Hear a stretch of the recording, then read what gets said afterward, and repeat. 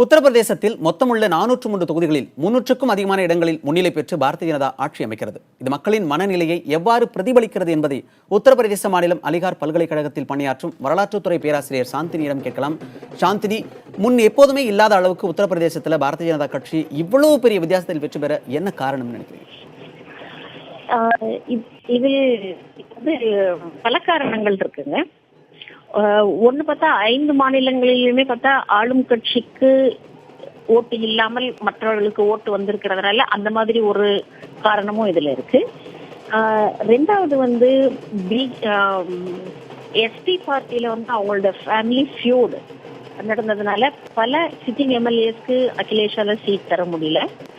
மூணாவது இதுல முஸ்லிம் ஓட் அப்படின்னு எடுத்துக்கிட்டோம்னா அது பல வகையாக ஒரே கான்ஸ்டிடுவன்சியில ஒவ்வொரு கட்சியும் எக்ஸப்ட் பிஜேபி எல்லா கட்சியுமே முஸ்லிம் வேட்பாளர்களை நிறுத்துறதுனால அந்த முஸ்லிம் ஓட்டும் பிரிஞ்சிருக்கு.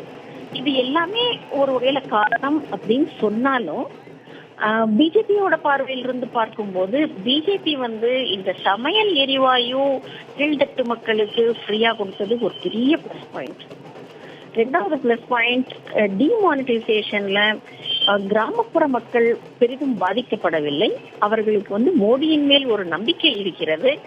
அவர் நாட்டு மக்களுக்காக நல்லது செய்வார் என்று.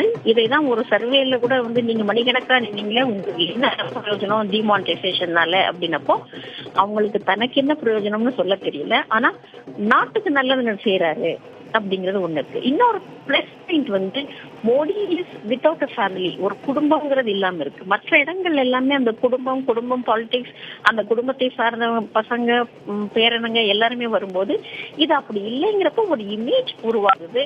மோடி தனக்காக எதையும் செஞ்சுக்கல, மக்களுக்காக தான் நாட்டுக்காக தான் செய்யறாரு அப்படிங்கிற ஒரு இமேஜ் மக்கள் மனசுல இருக்கு.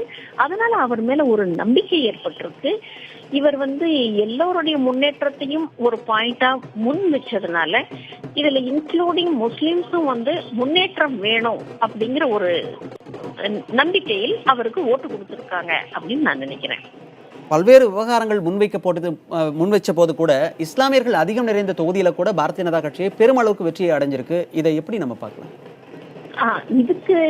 இதுக்கான பல காரணங்கள் இருக்குங்க. அதுதான் நான் சொன்ன மாதிரி இப்போ எஸ்பி அண்ட் பிஎஸ்பி இவங்க 2 பேருமே தான் அங்க முஸ்லிம்ஸ்க்கு சீட் கொடுத்தாங்க. இதனால முஸ்லிம்ஸ் ஓட்டை பிரிஞ்சு போயிடுச்சு. அகிலேஷால ஒரு ரைட் கேண்டிடேட்க்கு கொடுக்க முடியாததுக்கு அவங்களுடைய குடும்ப பாலிடிக்ஸ் ஒரு காரணமா போச்சு. மாயாவதி எந்த மாதிரி கேண்டிடேட் சூஸ் பண்ணாங்கிறதோட காரணம் நம்ம எல்லாருக்குமே தெரியும்.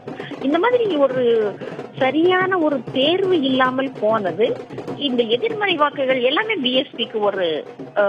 பிஜேபிக்கு ஒரு பிளஸ் பாயிண்டா ஆயிடுச்சு. அது மட்டும் இல்லாமல் முஸ்லிம்களும் ஓட்டு கொடுத்திருக்காங்க. இதுதான் நிதர்சனமான உண்மை.